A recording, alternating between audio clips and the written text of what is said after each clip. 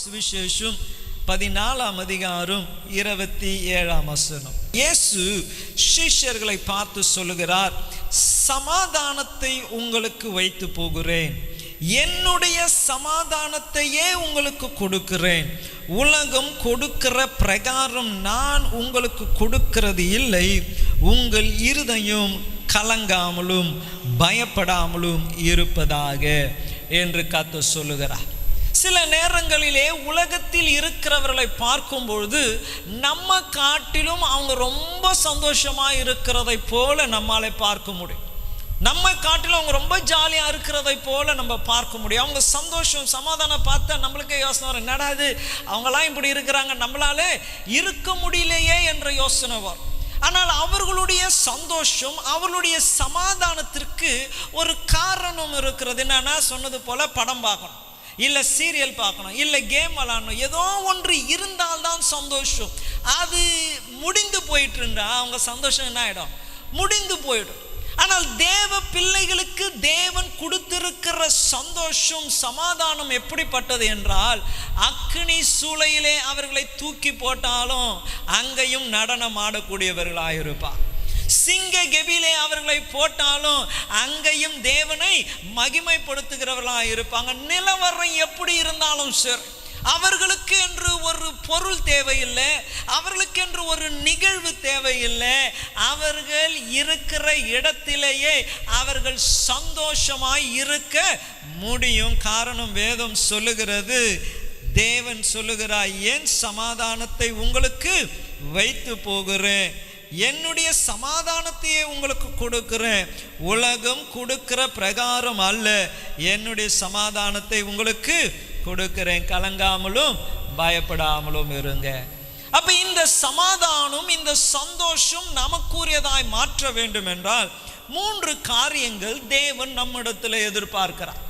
இந்த 3 காரியங்களை நாம் செய்வோமே என்றால் தெய்வீக சமாதானத்தை நாம் பெற்றுக்கொள்ளலாம். ஏற்கனவே இயேசு சொல்லிட்டார், உலகம் கொடுக்கிற வண்ணமாய் அல்ல. உலகம் பணம் கொடுத்தா சந்தோஷம் இருக்கிறது, அதற்காக நம்ம பலவிதமான காரியங்களை நம்ம பார்க்கிறோம். அன்னைக்கு கூட ஒருவர் சொன்னாங்க, நம்ம சர்ச்சில் தான் வந்து சொன்னாங்க, குடிச்சிட்டு என்னை அடின்னு அடிக்கிறாரு, அவருக்கு சந்தோஷம் அடிக்கிறதுல, அவருக்கு சந்தோஷம் குடிக்கிறதுல. ஆனால் வேற ஒருவரை அவர் என்ன பண்றாங்க, வேதனைப்படுத்துகிறார். ஆனால் இங்கே தேவன் சொல்லுகிறார், என்னுடைய சமாதானத்தை உங்களுக்கு வைத்து போகிறேன். அப்ப அந்த சமாதானம் உங்களுக்குரியதாக வேண்டும் என்றால் தேவன் சொன்ன சில வார்த்தைகளை நாம் வாசிப்போம். யோவான் 15 யோவான் சுவிசேஷம் 15 10-11 நான் வாசிக்கிறேன். நான் என் பிதாவின் கற்பனைகளை கை கொண்டு அவருடைய அன்பில் நிலைத்திருக்கிறது போல நீங்கள் என் கற்பனைகளை கை கொண்டிருந்தால் என்னுடைய அன்பிலே நிலைத்திருப்பீர்கள். என்னுடைய சந்தோஷம் உங்களில் நிலைத்திருக்கும்படி, உங்கள் சந்தோஷம் நிறைவாகும்படி இவைகளை உங்களுக்கு சொல்லுகிறேன். ஹல்லேலூயா. இங்க கர்த்தர் சொல்லுகிறாங்க பாருங்க, என்னுடைய சந்தோஷம் உங்களிலே நிலைத்திருக்கணும்னா, உங்களுடைய சந்தோஷம் அது நிறைவாய் இருக்கணும்னா செய்ய வேண்டிய காரியம் கர்த்தர் சொல்லுகிறார், என்னில் நிலைத்திருங்கள். ஹல்லேலூயா, ஹல்லேலூயா. இந்த தேவனிலே நம்மால நிலைத்திருக்க முடியாததுனால தான் சந்தோஷமும் நமக்குள்ளே இல்லாமல் போகிறது. நம்ம என்ன நினைக்கிறோம்னா, வெளியில நம்ம எங்கன்னா சந்தோஷத்தை தேடுவோம், வெளியில எங்கன்னா சமாதானத்தை தேடுவோம். அங்க போயிட்டு வந்தா, இவரை பார்த்துட்டு வந்தா, நிறைய பணம் இருந்தா, நிறைய பொருள் இருந்தா, இதெல்லாம் இருந்தா நம்ம சந்தோஷமாய் இருந்து விடலாம் என்று நினைக்கும். ஆனால் இங்கே கர்த்தர் சொல்லுகிறார், உலகம் கொடுக்கிற வண்ணமா என்னுடைய சமாதானம் சந்தோஷம் இல்லை. உங்களுக்கு நிரந்தரமான நிறைவான சந்தோஷம் வேண்டும் என்றால் அவர் சொல்லுகிற காரியம், என்னில் நிலைத்திருங்க. ஹல்லேலூயா, ஹல்லேலூயா. அதற்கு இயேசு அவரையே ஒரு உதாரணமாய் கொடுக்கிறார். அவர் சொல்லுகிறார் பாருங்க, நான் என் பிதாவின் கற்பனைகளை கை கொண்டு அவருடைய அன்பிலே நிலைத்திருக்கிறது போல. அப்ப ஆண்டவராகிய இயேசு கிறிஸ்து நமக்கு ஒரு எடுத்துக்காட்டை வைத்திருக்கிறார். அவரை இழிவா பேசினாங்க, அடிச்சாங்க, உபத்திரவப்படுத்தினாங்க.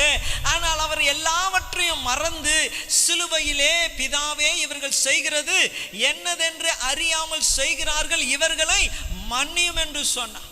பக்கத்தில் இருக்கிற திருடன் அவனை ஏளனமாய் பேசும்பொழுது, இன்னும் ஒருவர் அவருக்கு பிரியமாய் பேசும்பொழுது, இன்று என்னோடு கூட பரதேசிலே இருப்பாய் என்று சொல்லி நமக்காக யாவையும் செய்து முடித்த காரணம் என்னவென்றால் அங்கு சொல்லப்படுகிறது, நான் என் பிதாவின் கற்பனைகளை கை கொண்டு அவருடைய அன்பிலே நிலைத்து இருக்கிறேன். அப்ப எப்படி தேவனுடைய அன்பிலே நிலைத்திருக்க முடியும்? எப்படி கிறிஸ்துவிலே நிலைத்திருக்க முடியும்? ஏன்னா சந்தோஷம் வேணும் வாழ்க்கையில, சமாதானம் வேணும் வாழ்க்கையில, நிம்மதி இல்லை, தூக்கம் இல்லை, ஒரே அலக்கழிப்பா இருக்கிறது. கர்த்தர் சொல்லுகிறாங்க, நீ பயப்பட வேண்டாம், நீ திகைய வேண்டாம், நீ செய்ய வேண்டிய ஒரு காரியம், கர்த்தருடைய கற்பனையை கைக்கொள். ஹல்லேலூயா, ஹல்லேலூயா. இன்று வந்திருக்கிற உங்களையும் நான் உற்சாகப்படுத்துகிறேன். என்ன பண்ணணும்? கர்த்தருடைய கற்பனையிலே கை கொண்டால் அவரிலே நிலைத்திருக்கிறீங்க. நான் ஒரு காரியத்தை சொல்றேன் பாருங்க, கர்த்தரால சந்தோஷம் சமாதானத்தை கொடுக்க முடியாது. ஏன்னா கர்த்தர் தான் சந்தோஷமும் சமாதானமாக இருக்கிறார். அவரால் கொடுக்க முடியாது. ஏன்னா அவர் தான் யாரு? சந்தோஷமும் சமாதானம். அப்ப அந்த சந்தோஷம் சமாதானம் இருக்கணும்னு அவர் கொடுக்க முடியாது. அவர் தான் உங்களுக்குள்ள இருக்க வேண்டியது அவசியம். அப்ப நிறைய பேர், ஆண்டவரே குடு, ஆண்டவரே என் குடும்பத்துல சமாதானம் இல்லை, சமாதானத்தை கூட ஆண்டவரே, குடும்பத்துல சந்தோஷம் இல்லை, சந்தோஷத்தை கூட ஆண்டவர்னா கர்த்தரால கொடுக்க முடியாது. கர்த்தர் அந்த சந்தோஷத்தையும் சமாதானத்தையும் வாழ்க்கையில கொண்டு வரணும்னா அந்த கர்த்தர் உனக்குள்ளே நிலைத்திருக்க வேண்டும். நீ கர்த்தரிலே நிலைத்திருக்க வேண்டும். அப்ப எப்படி நிலைத்திருக்கணும்? கர்த்தருடைய கற்பனைகளை கைக்கொள்ளணும். ஹல்லேலூயா, ஹல்லேலூயா. இன்று நான் உங்களை உற்சாகப்படுத்துகிறேன், இல்லை ஒரு கேள்வியாக எழுப்புகிறேன். கர்த்தருடைய கற்பனைகளை கைக்கொள்றீங்களா? சந்தோஷம் வேணும், சமாதானம் வேணும், ஜாலியாக இருக்கணும். ஆனால் கர்த்தர் சொன்னால் மட்டும் அதுக்கு எங்களுக்கும் சம்பந்தமே இல்லை. கர்த்தர் சொன்னதை மாத்திரம் என்ன பண்ண முடியாது? கேட்கவே முடியாது. இன்னைக்கு நிறைய கிறிஸ்தவர்கள் அப்படிதான் வாழ்ந்து கொண்டே இருக்கிறார். வாழ்க்கையில நிம்மதி இல்லை. பாருங்க, தேவனுடைய கற்பனை ஒன்று சொல்லுகிறேன். அவர் சொல்லுகிறார், பிதாவாகிய தேவன் கிறிஸ்துவுக்குள்ளே நம்மை மன்னித்தது போல ஒருவரை ஒருவர் மன்னியுங்க. இது வேத பிரமாணம், ஒரு கற்பனை. இது it's a law of God. ஒருத்தர் மன்னிக்கணும் என்பது தேவ கட்டளையாக இருக்கிறது. நான் உங்களை மன்னித்தது போல நீங்கள் என்ன பண்ணுங்க? மன்னியுங்க. ஒரு ஓமையை வேற அவர் சொல்லுகிறார். ஒரு மனுஷன் பயங்கர ஐஸ்வர்யவான். அந்த ஐஸ்வர்யவானுடைய வீட்டில் வேலை செஞ்ச ஒருவன் அவனிடத்துல கோடிக்கணக்கான பணம் கடன் வாங்கியிருக்கிறான். இவர் கணக்கு பார்த்துன்னு வந்தா நிறைய பணம் எடுத்து செலவு பண்ணியிருக்கிறான். உடனே இவர் என்ன சொல்றாரு? எல்லாத்தையும் கட்டு, நான் கணக்கு பார்க்காம இருந்தேன், இவ்வளோ பண்ணிட்டு இருக்கிறேன், நீ எல்லா காசையும் கொடு, இல்லைன்னா உன் மனைவி பிள்ளைகளை எல்லாரையும் நான் அரெஸ்ட் பண்ண சொல்லுவேன், காசு கட்டுற வரைக்கும் ஒரு ஆள் வெளில போக முடியாது அப்படின்னு சொன்னதுமே இவர் என்ன பண்ணுறாரு? காலில் கையில் விழுந்து, ஐயா மன்னிச்சிடுங்க, நான் கொடுத்துட்றேன், எனக்கு கையில் காசு இல்லை, இதுக்காக எடுத்துட்டேன், அதுக்காக எடுத்துட்டேன், இப்படி அப்படின்னதுமே அவர் ஒன்று என்ன சொல்கிறாரு? சரிப்பா போ, ஒன்றும் நீ கட்ட வேண்டாம், பிள்ளைங்க மேலே மனைவி மேலே எது மேலேயும் நான் எந்த ஆக்ஷனும் எடுக்க மாட்டேன், நீ போ அப்படின்னுட்டேன். இவன் போகிறவன் கோடிக்கணக்கான பணத்தை அந்த ஐஸ்வர்யமா மன்னித்து இவன் போகும்போது 1000 ரூபாய் வாங்கின ஒருத்தன் இருக்கிறான். எவ்வளோ? இவர் எவ்வளோ வாங்கினாரு? கோடி. ஆனால் வாங்கினவன், இவன்கிட்ட வாங்கினவன் எவ்வளோ? 1000 ரூபாய் வாங்கினா போய் சட்டையை பிடிச்சிக்கினான். வேதத்தில் அப்படியே தான் சொல்லுது. என்னது? அப்படியே போய் கழுத்தை அப்படியே பிடிச்சிக்கினான். நான் பிடிச்சின்னு சொல்கிறேன், 1000 ரூபாய் கொடு, இப்போ கொடு. இல்லையா, நான் வீட்டுக்கு போயிட்டு காசை வச்சுட்டு நீ வீட்டுக்கு போ, இப்போ கையில் காசு இல்லையா, சம்பளம் வந்துடும். உடனே அவன் என்ன பண்ணான்னா போலீஸுக்கு ஃபோன் பண்ணா, மனைவி பிள்ளைங்க எல்லாரையும் அரெஸ்ட் பண்ணி அவர் சொல்கிறாரு, இதை காசை கொடுக்குற வரைக்கும் இவனை விடாத, 1000 ரூபாய் வாங்கிட்டு நானும் பார்த்துன்னுக்கிறேன், இங்கே நான் அங்கே வர்றான், அங்கே நான் இங்கே வர்றான். இன்னைக்கு அவன் காசு கொடுக்காம, அப்போ அவனோடு கூட வேலை செய்த ஒருவன் எஜமான் இடத்துல சொல்லும்பொழுது எஜமான் கேட்டு அவர் ஆச்சரியப்பட்டு அவனை கூப்பிடுறார். கோடி கோடியா என்கிட்ட பணம் வாங்கின உன்னை நான் மன்னிச்சிட்டேன், ஆனால் 1000 ரூபாய் வாங்கினவனை உன்னால இன்னைக்கு அப்படிதான் இருக்கிறது மனுஷர்களுடைய நிலவரம். வாரந்தோறும் மாசந்தோறும் வர்றாங்க, ராபோஜனத்தில் பங்கெடுக்கிறாங்க. ஆனா ராபோஜனம் எதை காண்பிக்கிறது? நீ செய்த சகல அக்கிரமங்களையும் உன் தேவனாகிய கர்த்தர் உனக்கு மன்னித்திருக்கிறார். ஆனா பக்கத்து வீட்டில் இருக்கிறவங்க, இல்லை சபையில் இருக்கிறவங்க, குடும்பத்தில் இருக்கிறவங்க பேசுற ஒரு வார்த்தையை என்ன பண்ண முடியல, அப்படியே மனசுல வச்சுக்கினே இருக்கிறான். பார்த்தாலும் பேசுவாங்க அப்படின்னு சொல்லுவாங்க பாருங்க, புளிப்பு சிரிப்புன்னுவாங்க. என்ன சிரிப்பு? சும்மா கட்டியும் முகத்திற்கு நேராக வேஷம் போடுவாங்க. ஆனால் மனசுக்குள்ள ஒரு பெரிய கசப்பை வச்சுன்னு இருப்பாங்க. நான் நிறைய முறை சொல்லியிருக்கிறேன், இங்கே பழைய சபை இருக்கும்பொழுது ஊழியக்கார கூட்டம். அந்த ஊழியக்கார கூட்டத்தில் நான் மோஸ்ட்டாக ஊழியக்கார கூட்டத்திற்கே போக மாட்டேன். ஆனால் அந்த டைமில் நான் போயிருந்தேன். கூட்டம் முடிஞ்சது, எல்லா ஊழியக்காரங்களும் பேசிக்கொண்டே இருக்கிறாங்க. நான் பேசின்னு இருக்கிறேன். ஒரு 4-5 பேர் ஊழியக்காரங்க என்னை சுற்றி நின்று பேசினே இருக்கிறான். நல்லா தான் பேசியிருந்தான். அதில் பேசினே இருக்கும்பொழுது ஒரு பாஸ்டர் பேசிட்டு அப்படி போனார். உடனே இருக்கிற இன்னொரு ஊழியக்காசம் தொப்பராம்பார் அப்படின்னார். எனக்கு பக்குன்னு ஆயிடுச்சு. என்னடா இவ்வளோ நேரம் ஒன்றா தான்டா பேசினிருந்தோம், ஒன்றா எல்லாரும் ஒரே காரியத்தை பேசினாங்க, பகிர்ந்தாங்க, சிரிச்சாங்க. ஆனால் அவர் அப்படி போனதுமே இந்த ஊழியக்கார் மனசில் இருக்கிற கசப்பு டக்குன்னு ஆயிடுச்சு. வெளில வந்து இதோ போகிறாம்பு அப்படின்ற. நான் உடனே நானும் அவர் நம்ம போயிட்ட பிறகு என்ன சொல்ல போகிறான்னு நம்மளுக்கு தெரியல. அப்போ என்னன்னா நல்லா சிரிக்கிறாங்க, நல்லா பேசுறாங்க. ஆனா மனசுக்குள்ள இருக்கிறத என்ன பண்ணல, மாற்றவே இல்லை. அந்த மனசுக்குள்ள இருக்கிற கசப்பு மாறாத வரைக்கும் சந்தோஷமும் சமாதானமும் வரவே வராது. காரணம் என்னன்னா, வேதம் நம்ம இங்க வாசிச்சோம் பாருங்க. வேதம் சொல்லுகிறது, நீங்க என்ன பண்ணணுமா, அவரிலே நிலைத்திருக்கணும். எப்படி என்றால் அவர் சொல்லுகிறார், நீங்கள் என் கற்பனைகளை கை கொண்டு இருந்தால் என் அன்பிலே நிலைத்திருப்பீர்கள். ஹல்லேலூயா, ஹல்லேலூயா. இன்னைக்கு நம்ம இருக்கிறோமா? இயேசு சொல்றாங்க, நான் உங்களை நேசிக்கிறது போல நீங்களும் ஒருவரை ஒருவர் நேசிங்க, இதனாலே நீங்கள் என்னுடைய சீஷர்கள் என்று அறியப்படுவீர்கள். நேசிக்கிறோமா? அப்ப பாருங்க, தேவனுடைய கற்பனைகள் இயேசுவே சொல்கிறாங்க, அது பாரமானது அல்ல, எளிதாக செஞ்சிடலாம். ஆனால் நம்ம அதை பாரப்படுத்திக் கொள்ளுகிறோம். செய்ய நமக்கு மனசே வர மாட்டேங்குது. என்னதான் ஆனாலும் சரி, நான் நரகத்துக்கே போனாலும் சரி, இவன் மூஞ்சில நான் என்ன பண்ண மாட்டேன், முழிக்க மாட்டேன். ஆனால் நரகம் மிக மிக கொடூரமான ஒன்று. நான் ஏற்கனவே சொன்னேன், எனக்கு நிறைய பேர் பரலோகம் போயிட்டு வந்திருக்கிறாங்க, நான் மட்டும்தான் நரகத்துக்கு போயிட்டு வந்திருக்கிறேன். ஒரு நாள் இங்கே அம்மாவனுடைய வீட்டில் கிரிக்கெட் ஏதோ விளையாடிட்டேன், என்னன்னு தெரில, போன ரொம்ப டயர்டு, போய் படுத்தேன், டக்குன்னு தூங்கிட்டேன். அப்படி கண்ணை மூடுனது தான் ஒரு பயங்கரமான காரூர். பயங்கரம். நம்ம இங்கே பார்க்குற இருட்டெல்லாம் இல்லை, இங்கே ஒருத்தர் வந்து நின்னா கூட கண்ணுக்கு தெரியாது. அப்படிப்பட்ட ஒரு காரூர். ஒரு சத்தம், வேதனையின் சத்தம், கூக்குரல் ஒன்றுமே கேட்கல. ஒரு பயங்கரமான இருள், ஒரு சத்தம் மட்டும் எனக்கு கேட்டுச்சு, இனி உன் வாழ்க்கை இங்கே தான், அவ்வளோதான் கேட்டுச்சு. அது சத்தம் கேட்டதுமே எனக்குள்ள ஒரு பயங்கர பயம். ஏன்னா இங்கேருந்து நான் என்ன பண்ண போகிறதில்ல, போகிறதில்ல, நான் மாட்டிக்கினேன். இனி என்னுடைய நித்தியம் இங்கே தான். கண்ணை திறந்து பார்த்தாலும் ஒன்றும் தெரியாது, கண்ணை மூடினே இருக்கிறது போல. எங்கே போகணும், என்ன பண்ணணும், எது செய்யணும் ஒன்றும் இல்லை. ஒரு பயங்கரமான ஒரு பயம் மனசுக்குள்ளே வந்துடுச்சு. எனக்கு தெரிஞ்சு நான் படுத்துன்னு இருக்கிறேன், எழுந்துக்கணும். எப்படியோ கஷ்டப்பட்டு அப்படியே நான் எழுந்த பிறகும் என்னை விட்டு அந்த பயம் மாறிய பகல் ஒரு 3-4 நாள் அந்த பயம் இருந்து கொண்டே இருந்தது. ஒரு காரியம். நரகம் என்பது எளிதான காரியம், நம்ம பேசுகிற வார்த்தை அல்ல, அது நிஜமான ஒரு இடம். வேதம் இயேசு போதிக்கும் போது அது சொல்லுகிறான், தேவ தூதர்களுக்கென்று ஆயத்தப்படுத்தப்பட்ட இடம்.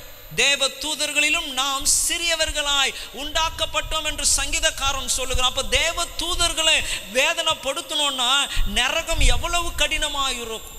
ஆனா கொஞ்சம் கசப்பு, கொஞ்சம் வேதனை, கொஞ்சம் பொறாமை, இவைகளை வைத்து கொண்டு தேவ பிரமாணத்திற்கு கீழ்ப்படியாததினால பூமியிலும் சந்தோஷம் இல்லை, மறு ஜன்மத்திலும் மறு வாழ்க்கையில நமக்கு இல்லை, என்னால சந்தோஷம் சமாதானம் இல்லை. ஹல்லேலூயா, ஹல்லேலூயா. என்று வந்திருக்கிற உங்களை நான் உற்சாகப்படுத்துகிறேன். தேவன் இங்கே மிக மிக தெளிவாய் சொல்லுகிறார், என்னுடைய சந்தோஷம் உங்களில் நிறைவாயிருக்கும்படி, உங்கள் சந்தோஷம் நிறைவாயிருக்கும்படி இவைகளை உங்களுக்கு சொல்லுகிறேன்.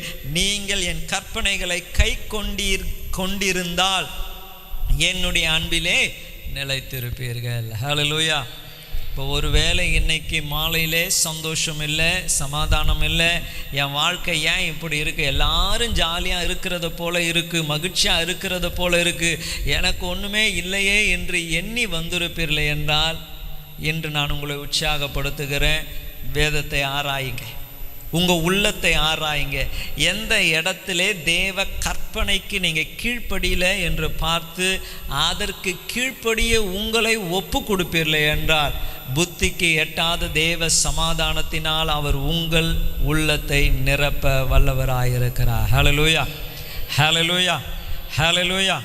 இரண்டாவதாக நீங்கள் ரோமர் 15ஆம் அதிகாரம் 13ஆம் வசனத்தை வாசிப்பீர்கள் என்றால், ரோமர் 15ஆம் அதிகாரம் 13ஆம் வசனத்தை வாசிப்பீர்கள் என்றால் அங்கே தேவன் இவ்விதமாய் சொல்லுகிறார், பரிசுத்த ஆவியின் பலத்தினாலே உங்களுக்கு நம்பிக்கை பெருகும்படி நம்பிக்கையின் தேவன் விசுவாசத்தினாலே உண்டாகும் எல்லாவித சந்தோஷத்தினாலும் சமாதானத்தினாலும் உங்களை நிரப்புவாராக. ஹல்லேலூயா, ஹல்லேலூயா. இங்கே இந்த சந்தோஷம் சமாதானம் எப்படி வரும் என்று அப்போஸ்தலனாகிய பவுல் ரோமிலே இருக்கிற சபைக்கு அவர் எழுதுகிறார். பரிசுத்த ஆவியின் பலத்தினால் உங்களுக்கு நம்பிக்கை பெருகும்படி நம்பிக்கையின் தேவன் விசுவாசத்தினாலே உண்டாகும் எல்லாவித சந்தோஷத்தினாலும் சமாதானத்தினாலும் உங்களை நிரப்புவார். அப்ப இந்த சந்தோஷம் சமாதானம் வரணும்னா இரண்டாவது என்ன இருக்கணும்னா விசுவாசம் இருக்கணும். இயேசு சொல்லுகிறார் எபிரேயர் 11ஆம் அதிகாரம் 6ஆம் வசனம், விசுவாசம் இல்லாமல் தேவனை பிரியப்படுத்துவது கூடாத காரியம், அவர் உண்டு என்றும் தம்மை தேடுகிறவர்களுக்கு பலன் அளிக்கிறார் என்றும் விசுவாசிக்க வேண்டும். இன்னைக்கு தேடி வந்திருக்கிறீங்க, அப்படிதானே? அப்ப என்ன உண்டு? அதையே விசுவாசிக்க மாட்டான். கர்த்தரை தேடி வந்திருக்கிறேன், நிச்சயமா எனக்கு நன்மை நடக்கும். கர்த்தரை தேடி வந்திருக்கிறேன், என் வாழ்க்கையில மாற்றம் உண்டாகும், என் பிள்ளையினுடைய வாழ்க்கையில, என் கணவருடைய வாழ்க்கையில, என் குடும்பத்தில், என் வேலையில, என் வியாபாரத்தில் God will do something. அப்படி என்ற விசுவாசம் இல்லைன்னா என்ன இருக்காது? சந்தோஷமே இருக்காது. ஏன்னா நம்மளுக்கு எப்பவுமே என்னதான் இருக்கும்? ஏதோ ஒன்று ஆக போகுது, யாரோ ஒன்று செய்ய போறான், எங்கேயோ ஏதோ நடக்க போகுது, எவ்வளோ நாள் கஷ்டப்பட்டோம், ஒன்றும் முடிவு வரல, அப்படி என்று எப்போ பார்த்தாலும் பயத்தோடு கூட நாம் காணப்பட்டு கொண்டு இருப்போம். நமக்கு தெரிஞ்ச வசனம் தான் யோவான் 14ஆம் அதிகாரம் 1ஆம் வசனத்திலே சீஷர்களை பார்த்து இயேசு சொல்லுகிறார், உங்கள் இருதயம் கலங்காமலும் பயப்படாமலும் இருக்கட்டும், தேவனிடத்திலே விசுவாசம் உள்ளவர்களாய் இருங்க. Do not let your heart be troubled. உங்க இருதயம் கலங்காமல் இருக்கணும்னா தேவனிடத்துல என்ன பண்ணணும்? விசுவாசத்தை வைக்கணும். அப்ப விசுவாசம் இல்லைன்னா கண்டிப்பா என்ன வரும்? பயம் வரும். நம்மளுக்கு தெரிஞ்ச சம்பவம் தான். படகுல போகிறாங்க, காற்று அடிக்கிறது, கடல் கொந்தளிக்கிறது, பயந்து போய் இயேசுவை எழுப்புகிறாங்க. இயேசு எழுந்து வந்து என்ன சொன்னாரு? அற்ப விசுவாசிகளே. அப்ப விசுவாசம் இருந்திருக்கும் என்றால் அந்த கடல் கொந்தளிக்கும் பொழுது, காற்று வீசும் போது இவங்களுக்கு என்ன வந்திருக்காது? பயமே வந்திருக்கா? அப்ப சமாதானம் சந்தோஷம் இல்ல. காரணம் என்ன? இயேசுவை விசுவாசிக்கிறது இல்லை, இயேசுவை நம்புறது இல்லை, இயேசு சொன்ன வாக்குத்தத்தத்தின் மேலே அவளுக்கு நம்பிக்கை இல்லாததினால். நமக்கு தெரிஞ்ச சம்பவம் தான் உங்களுக்கு ஞாபகப்படுத்துகிறேன். 12 வேவுக்காரர்கள் கடந்து போனான், கானானை சுற்றி பார்த்தான், எல்லாம் தேவன் சொன்னது போலவே இருக்கிறது என்று வந்து சாட்சி சொல்றாங்க. உண்மையாகவே தேவன் சொன்னது போல இது பாலும் தேனும் ஓடுகிற தேசம். சொன்ன வாக்குத்தத்தம் ரைட்டு தான், ஆனால் அதை சுதந்தரிப்பது கஷ்டம். என்ன சொல்றாங்க அவங்க? அங்கே அரக்கர்கள் இருக்கிறாங்க, அவங்க பார்வைக்கும் எங்க பார்வைக்கும் நாங்க எப்படி இருக்கிறோம் தெரியுங்களா? வெட்டுக்கிளிகளை போல இருக்கிறோம். வாக்குத்தத்தம் நல்லாதான் இருக்கு. தேவன் தம்முடைய ஐஸ்வரியத்தின்படி உங்கள் குறைவுகளை கிறிஸ்து இயேசுவின் மகிமையிலே நிறைவாய் மாற்றுவார். நீ வாளாகாமல் தலையாயிருப்பாய், கீழாகாமல் மேலாயிருப்பாய். நீயோ கடன் வாங்காதிருப்பாய், இப்பொழுது இருப்பதை காட்டிலும் 1000 மடங்கு கர்த்தர் உன்னை ஆசீர்வதிப்பார், பெருகவே பெருக செய்வான். எல்லாம் கேட்க நல்லா இருக்கு, ஆனா அதை சுதந்தரிக்க முடியாது. இந்த அவிசுவாசமான வார்த்தையை கேட்டபொழுது 20 லட்சம் பேர் இரவு முழுவதும் அழுகுறாங்களாம். ஐயோ, இவ்வளோ தூரம் வந்துட்டோமே, இயேசுவை நம்பி வந்துட்டோமே, எல்லாத்தையும் விட்டுட்டு வந்துட்டோமே, ஆனால் கானானுக்குள்ள போக முடியலையே, கானானுக்குள்ள போக முடியல, வாக்குத்தத்தத்தை சுதந்தரிக்க முடியலன்னு இரவு முழுவதும் அழுதாங்க. நடந்தது உங்களுக்கு தெரிஞ்ச காரியம்தான். அவங்க நினைச்சது போலவே அவங்க யாராலையும் கானானுக்குள்ள போகவே முடியல. ஆனா 2 பேர் விசுவாசிச்சான். அங்கே அரக்கர் இருக்காங்க, உண்மைதான். அவங்க பார்வைக்கு இவங்க வெட்டுக்கிளிகளை போல இருக்கிறாங்க, உண்மைதான். ஆனால் கர்த்தர் சொன்னபடினாலே வாங்க நம்ம போய் சுதந்தரிப்போம் என்று விசுவாசித்தாங்க. கர்த்தர் சொன்னார், இந்த மனுஷர்களாகிய காலேபு யோசுவாவும் அந்த வாக்குத்தத்தத்தை சுதந்தரித்துக் கொள்வாங்க. பாருங்க, இன்னைக்கு நிறைய வாக்குத்தத்தம் நம்மளுக்கு முன்னாடி இருக்கு. வருஷம் ஆரம்பிச்சா ஒரு கார்டு எடுத்துடுறோம், ஹல்லேலூயா ஸ்தோத்திரம், பின்னாடி டேட் எழுதி வச்சிடறோம், அப்புறம் எங்கே போகுதுன்னு யாருக்கும் தெரியவே மாட்டேங்குது. பைபிளில் வைக்கிறோம், டெய்லியும் வாசிக்கிறோம். கர்த்தர் இதோ சொன்னார். ஒவ்வொரு மாதமும் 1ஆம் தேதி காலையில் ஒரு வாக்குத்தத்தத்தை பெற்றுக்கொள்ளுகிறோம். ஆனால் வாழ்க்கையில் மாத்திரம் என்ன இல்லை? சந்தோஷம் இல்லை, சமாதானம் இல்லை, நிம்மதி இல்லை. காரணம் இங்கே கர்த்தர் சொல்லுகிறார், பரிசுத்த ஆவியின் பலத்தினால் உங்களுக்கு நம்பிக்கை பெருகும்படி நம்பிக்கையின் தேவன் விசுவாசத்தினால் உண்டாகும் எல்லாவித சந்தோஷத்தினாலும் சமாதானத்தினாலும் உங்களை நிரப்புவார் என்று நான் உங்களை உற்சாகப்படுத்துகிறேன். Have faith in God. வேதம் சொல்லுகிறது, அவர் உங்களை விட்டு விலகுவதும் இல்லை, உங்களை கைவிடுவதில்லை. அவரை நம்புங்க.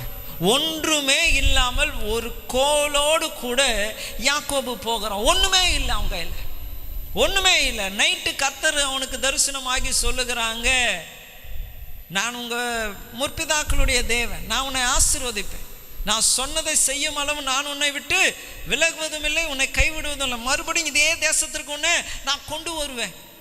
அவன் வரான். திரும்பி வரும்பொழுது அங்கே நின்று அவன் சொல்லுகிற காரியம், ஒன்றில்லாமல் போனேன், இப்போ எப்படி வரேன்? 2 பரிவாரங்களோடு ஆசீர்வாதம் ஐஸ்வர்யத்தோடு நான் வருகிறேன். காரணம் என்ன தெரியுங்களா? வாக்கு பண்ணினவர் அதை நிறைவேற்ற உண்மை உள்ளவராயிருந்தார். ஹல்லேலூயா, ஹல்லேலூயா. இந்த வருஷம் யார் யாருக்கு என்ன வாக்குத்தத்தம்? அது அன்றைக்கே முடிஞ்சிச்சு. அந்த வாக்குத்தத்தம் 1ஆம் தேதி வாங்கினோம், 2ஆம் தேதி பைபிளில் வச்சோம், ஒரு வாரம் சொல்லின்னு வந்தோம். அப்புறம் என்னாச்சு? காடையும் காணோம், வசனமும் ஞாபகமே இல்லை. ஆனால் சொன்னார் பாருங்க ஒருத்தர், அவர் எத்தனை ஆண்டுகள் ஆனாலும் சரி சொன்னதை நிறைவேற்ற வல்லவராயிருக்க. நீங்கள் எப்போ விசுவாசிக்கிறீங்களோ உடனே அந்த வாக்குத்தத்தத்திற்கு ஜீவன் வந்துடும். நீங்கள் எப்போ அவர் சொன்ன வார்த்தையை நீங்கள் விசுவாசிக்கிறீங்களோ, ஆமாம் கர்த்தர் சொன்னார், என் குடும்பத்தில் செய்வார், என் பிள்ளை வாழ்க்கையில் செய்வார், என் வியாபாரத்தில் செய்வார் என்ற அந்த விசுவாசம் வந்ததுமே அந்த வசனத்திற்கு என்ன வந்துடும்? ஜீவன் வந்துடும். பாருங்க, அந்த ஒரு ஸ்திரீ என்ன செஞ்சாங்கன்னா, தனக்குள்ளே விசுவாசித்தாங்களாம். என்ன விசுவாசித்தாங்க? நான் அவருடைய வஸ்திர தொங்கலின் ஓரத்தை தொட்டால் போதும். அந்த விசுவாசம் தொட்ட மாத்திரத்திலே அவருக்குள் இருந்து வல்லமை புறப்பட்டது. அப்ப அந்த விசுவாசம் உங்களுக்குள்ளே இருந்து புறப்பட்டால் இன்று கூட உங்களுக்கு சொன்ன ஒவ்வொரு வாக்குத்தத்தங்களையும் நிறைவேற்ற தேவனிடத்திலிருந்து வல்லமை புறப்படும். ஹல்லேலூயா, ஹல்லேலூயா. இங்க சொல்லப்படுகிறது பாருங்க, விசுவாசத்தினால் உண்டாகும் எல்லா வித என்னவா? சந்தோஷம் சமாதானம் மட்டும் போல, என்னவா? சொல்லுங்களேன், என்னவா? என்னவா? என்னவா? என்னவா? என்னவா? எல்லா விதனா சந்தோஷம் சமாதானத்தை அவர் எப்படி சொல்றாரு? எல்லாவித சந்தோஷம். வாவ், கேட்டாலே ஆச்சா. எல்லாவித சந்தோஷம், எல்லா விதமான சமாதானம் இருக்கு நீங்கள் விசுவாசித்தாய். ஹல்லேலூயா, நீங்கள் விசுவாசித்தாய். இன்னைக்கு கர்த்தர் நம்ம ஏற்கனவே வாசித்தோம், அவர் சொல்லுகிறார், உலகம் கொடுக்கிற வண்ணமாய் அல்ல, என் சமாதானத்தையே உங்களுக்கு கொடுக்கிற. நீங்க விசுவாசித்தா இது வரைக்கும் இருந்த அந்த துக்கமான வீட்டில் நீங்க இனி இருக்க வேண்டிய அவசியம் இல்லை, சண்டை போட்டுன்னு இருக்க வேண்டிய அவசியம் இல்லை, கண்ணீர் விட்டுன்னு இருக்க வேண்டிய அவசியம் இல்லை. நீங்க விசுவாசித்தால் தேவன் எல்லாவித சந்தோஷத்தினாலும் சமாதானத்தினாலும் உங்களை நிரப்ப அவர் வல்லவராயிருக்கிறார். ஹல்லேலூயா, ஹல்லேலூயா. மூன்றாவதாக ரோமர் 14ஆம் அதிகாரம் 17ஆம் வசனத்தை வாசிப்போம் என்றால் 14ஆம் அதிகாரம் 17ஆம் வசனத்தை வாசிக்கும் பொழுது, தேவனுடைய ராஜ்யம் புசிப்பும் குடிப்பும் அல்ல, அது நீதியும் சமாதானமும் பரிசுத்த ஆவியினால் உண்டாகுகிற சந்தோஷமாயிருக்கிறது. யாரால உண்டாகிற சந்தோஷம்? யாரால உண்டாகிற சந்தோஷம்? பரிசுத்த ஆவியானவராலே உண்டாகிற சந்தோஷம். நிறைய பேர் சந்தோஷம் இல்லாமல் இருக்க காரணம் என்னன்னா, ஆவியானவருடைய நிறைவே இல்லை. வேதம் சொல்லுகிறது, ஆவியானவராலே நடத்தப்படுகிறவர்கள் எத்தனை பேரோ அத்தனை பேரும் தேவனுடைய புத்திரராயிருக்கிறாங்க. ஆவியானவர் நேர்த்தியாய் நடத்துவார், ஆவியானவர் நேர்வழியாய் நடத்துவார், ஆவியானவர் சமாதானத்திற்கான வழியில நடத்துவார். அப்ப அந்த ஆவியானவர் நடத்துகிற வழியில நம்ம நடந்து போனோம்னா ஆவியானவருடைய நிறைவு நமக்கு ஏறும். இந்த காலம் எப்படிப்பட்ட காலம் என்றால் மாடர்ன் டேஸ் சொல்லுவாங்க. என்னது? Modern days. அதனால அபிஷேகத்தை எல்லாம் ஆஃப் பண்ணி வச்சுட்டாங்க. ஐயோ, அபிஷேகம் பெற்றா ரொம்ப கை தட்டணும் பொழுகுது, கீழே விழுந்து புறணும் பொழுகுது. சில நேரத்தில் அபிஷேகம் வரணுன்னாலே என்ன தான் வரணும்? நமக்கு ஒரு ட்ரம்மரை அப்பாயிண்ட் பண்ணி அவருக்கு காசு கொடுக்கணும், அப்போ தான் என்ன வரும்? அபிஷேகமே வரும். இதெல்லாம் நம்மளுக்கு வேண்டாம், இதெல்லாம் நமக்கு வேண்டாம். இந்த ஆவியானவர் வரும்பொழுது குதிக்கிறது மாத்திரம் அல்ல, இந்த ஆவியானவர் வரும்போது நமக்கு ஆலோசனைகளை வெளிப்படுத்துகிறவராய் இருக்கிறார். ஏசியா தீர்க்கதரிசன புஸ்தகம் 11ஆம் அதிகாரம் எடுத்துக்கொள்ளுங்க. ஏசியா 11ஆம் அதிகாரம் அங்கே 2ஆம் வசனத்தை நான் வாசிக்கிறேன். இந்த ஆவியானவருடைய செயல்கள் என்ன என்று அங்கே சொல்லப்படுகிறது. ஞானத்தையும் உணர்வையும் அருளும் ஆவியும், ஆலோசனையும் பலனையும் அருளும் ஆவியும், அறிவையும் கர்த்தருக்கு பயப்படுகிற பயத்தை அருளும் ஆவியும் ஆகிய கர்த்தருடைய ஆவியானவர் அவர் மேல் தங்கி இருப்பார். ஹல்லேலூயா, ஹல்லேலூயா. எப்படி இந்த மன சமாதானம் உண்டாயிற்று? உலகத்தில் இருக்கிறவங்க எல்லாம் போராடி கொண்டு இருக்கிறாங்க, மன சஞ்சலத்தில் இருக்கிறாங்க. சூழ்நிலைகளை பார்க்கும்பொழுது திகைத்து கொண்டு இருக்கும் பொழுது தேவ ஆவியை பெற்றவர்கள் எப்படி பீஸ்ஃபுல்லா இருக்கிறாங்க பாருங்க. நான் ஏற்கனவே சொன்னது போல உலகத்தில் இருக்கிறவனுக்கு நல்லது நடந்தாதான் சந்தோஷம். ஆனால் தேவனுடைய பிள்ளைகளை அக்னியில தூக்கி போட்டாலும் அங்கே என்ன பண்றாங்களா? கர்த்தரை துதித்து கொண்டு இருக்கிறாங்க. சிங்ககேபில போட்டாலும் கர்த்தரை துதித்து கொண்டு இருக்கிறாங்க, குழியில போட்டாலும் கர்த்தரை துதித்து கொண்டே இருக்கிறாங்க. எப்படிப்பட்ட சூழ்நிலை ஆனாலும் கர்த்தரை துதித்து கொண்டு இருக்கிறாங்க. ஏன் அந்த சமாதானம், ஏன் அந்த சந்தோஷம் என்றால் ஆவியானவர் என்ன பண்றாருன்னா ஞானத்தையும் உணர்வையும் கொடுக்கிறார். ஆவியானவர் என்ன பண்றாருன்னா ஆலோசனையை கொடுக்கிறார், பலனை கொடுக்கிறார். ஆவியானவர் என்ன செய்கிறார்? அறிவையும் கர்த்தருக்கு பயப்படுகிற பயத்தை சொல்லி கொடுக்கிறார். இவைகளை எல்லாம் இருந்தா ஆட்டோமேட்டிக்கா சமாதானமும் சந்தோஷமும் இருக்கும். ஏன்னா உணர்வு இருக்கும், என்ன செய்யணும் என்ன செய்யக்கூடாது. ஞானம் இருக்கும், யாரு கூட எப்படி பேசணும் என்ன பேசக்கூடாது. சில நேரங்களில் வாய முடின்னு இருந்தாலே சமாதானம் தான். ஹல்லேலூயா. என்னது? வாயை திறக்காம இருந்தாலே ஒரு யுத்தத்தையே நிறுத்திடலாம். ஆனா என்ன பண்ணதில்லை நம்மளால. வேதமே சொல்லுது, யாக்கோபு நிருபம் எழுதின அப்போஸ்தலர் சொல்லுகிறாங்க, நாவு தீயா. என்னது? நாவு நெருப்பா இருக்கான். ஒரு காட்டையே என்ன பண்ணும்? பத்த விட்டு கொளுத்தி விட்டுட்டு இது இவங்க என்ன பண்ணிருப்பாங்க? ஓரமாக போய் உட்காந்துருப்பாங்க. ஏன் சண்டை நடக்குது, எதுக்கு சண்டை நடக்குதுன்னா ஆரம்பிச்சு விட்டது யாரு?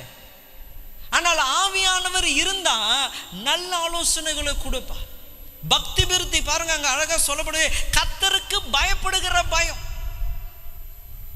அப்ப பாருங்க, கர்த்தருக்கு பயப்படுதுன்னா பேச்சு, பார்வை, செயல் எல்லாவற்றிலும் நம்ம ரொம்ப ஜாக்கிரதையா இருப்போம். ரொம்ப ஜாக்கிரதையா இருந்தாலே போதும், நமக்குள்ள இருக்கிற சமாதானத்தை சந்தோஷத்தை யாராலும் என்ன பண்ண முடியாது, அசைக்கவே முடியாது.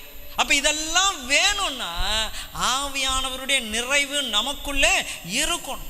சீஷர்களிலே 11 சீஷர்களை அவங்க கொலை செஞ்சாங்க. ஆனா ஒரு சீஷர் கூட ஐயோ எனக்கு இயேசு வேண்டாம் என்று விட்டு ஓடி போகல. இங்க ஐயா ஒரு நல்ல சாட்சியம் சொன்னாங்க பாருங்க. இயேசுவின் பின்னால் போக துணிந்தேன், பின்னோக்கே நான், பின்னோக்கே நான் என்ற அந்த பாடல் உருவான கதை நீங்க எல்லாம் கூட போயிட்டு யூடியூப்ல அடிச்சு பாருங்க. அந்த பாடல் உருவான கதை ஒருவர் நேபாளா, மணிப்பூரா, அஸ்ஸாம், ஆமா அஸ்ஸாமில் அவர் இருக்கிறாரு. இயேசுவை ஏற்றுக்கொண்டதினாலே அவர் முழு குடும்பத்தையும் கொண்டு வந்துட்டாங்க. ஊர் தலைவர் சொல்லிட்டாங்க, இயேசுவை மறுதலி, இல்லைன்னா உன் பிள்ளைங்களெல்லாம் அடிச்சே கொலை பண்ணுவேன். இவர் உடனே பாட்டு பாட ஆரம்பிச்சாலாம். இயேசுவின் பின்னே போக துணிந்தேன், பின்னோக்கே நான், பின்னோக்கே நான் பாடினே இருக்கிறாரு. பிள்ளைங்களை போட்டு அடின்னு அடித்து சாவச்சு போட்டுட்டு சொல்கிறாங்க. பிள்ளைங்க ரெண்டும் செத்துச்சு, மனைவி இருக்கிறாங்க. இப்பயாச்சும் நீ மறுதளிச்சு நம்ம முன்னாடி இருந்த மாதிரி நீ வந்துரு அப்படின்னா இவர் அப்போ என்ன பண்ணுறாரு? இயேசுவின் பின்னால் போக துணிந்தேன், பின்னோக்கே நான், பின்னோக்கே நான். மனைவியை அடித்து கொலை செஞ்சான். கடைசியாக இவரையும் கேட்டாங்க, நீயாச்சும் வாழலாம், இப்பயாச்சும் இயேசுவை விடு அப்படின்னா அப்பயும் அவர் என்ன தான் பண்ணாரா? இயேசுவின் பின்னால் போக துணிந்தேன், பின்னோக்கே நான், பின்னோக்கே நான் பாடும்பொழுது அவரையும் சாவடிச்சு போட்டாங்க. நைட்டில் போனால் அந்த ஊர் தலைவருக்கு தூக்கமே வரல. பிள்ளையை அடித்து சாவடித்தேன், பார்த்திவன் மனம் மாறுவான் பார்த்தா மாறலையே. மனைவியை அடித்து சாவடித்தோம், மனம் மாறலையே. அவன் உயிரியே ஒரு பெருசாக எண்ணலையே. அவனை சாவடிக்க போகிறோன்னா கூட மனம் மாறலையே. அந்த இயேசுகிட்ட அப்படி என்னதான் இருக்கு? அந்த இயேசுவை ஏன் இவன் இப்படி பிடித்திருக்கிறான் என்று அவர் யோசிக்கும் பொழுது அன்று இரவிலேயே அவருடைய வாழ்க்கையும் இயேசுவுக்கு ஒப்பு கொடுத்தார் என்று சொல்லி அந்த சம்பவம் சொல்லப்படுது. அப்போ பாருங்க எவ்வளோ உறுதியாக இருந்தான், எவ்வளோ உறுதியாக இருந்தாங்க. இயேசுவை விடவே இல்லை. ஏன்னா அவங்களுக்கு தெரியும், இங்கே மரிச்சா அவங்க அடுத்தது எங்கே இருப்பாங்க? பரலோகத்தில் இருப்பாங்க. ஹல்லேலூயா, ஹல்லேலூயா. அப்போ ஒரு பெரிய ஒரு சமாதானம், ஒரு சந்தோஷம். நீ அடி, நீ உதை, என்னன்னா பண்ணு, ஆனால் எனக்குள்ளே இருக்கிற இந்த சமாதானத்தை, இந்த சந்தோஷத்தை உன்னாலே என்னை விட்டு மாற்றி போடவே முடியாது. ஆனால் அந்த சந்தோஷம் சமாதானம் இல்லைன்னு வச்சிங்களேன், அடிக்க வேண்டாம், டே அப்படின்னாலே போதும். ஐயோ எனக்கு இயேசுக்கும் சம்மந்தம் இல்லைங்க, நான் சும்மா அப்படி வேடிக்கை பார்க்க வந்தேன், நீங்கள் இப்போ போன சொல்லுங்க போயிடுறேன், அவ்வளோதான், நான் உங்களுக்கு தான் துணையாக இருக்கிறேன், டக்குன்னு மாறிடுங்க. ஏன்னா அந்த சமாதானம் இல்லை, அந்த சந்தோஷம் இல்லை, தேவ பயம் இல்லை, உணர்வு இல்லை, ஆலோசனை இல்லை. இன்று நான் உங்களை உற்சாகப்படுத்துகிறேன். தேவன் நமக்கு அவர் வாக்கு பண்ணியிருக்கிறார். ஹல்லேலூயா. தேவன் நமக்கு வாக்கு பண்ணியிருக்கிறார். என்ன வாக்கு பண்ணியிருக்கிறார்? என்னுடைய சமாதானத்தை உங்களுக்கு நான் வைத்து போகிறேன், உலகம் கொடுக்கிற வண்ணமாய் அல்ல, என் சமாதானத்தையே உங்களுக்கு கொடுக்கிறேன், நீங்கள் கலங்காமலும் பயப்படாமலும் இருங்க.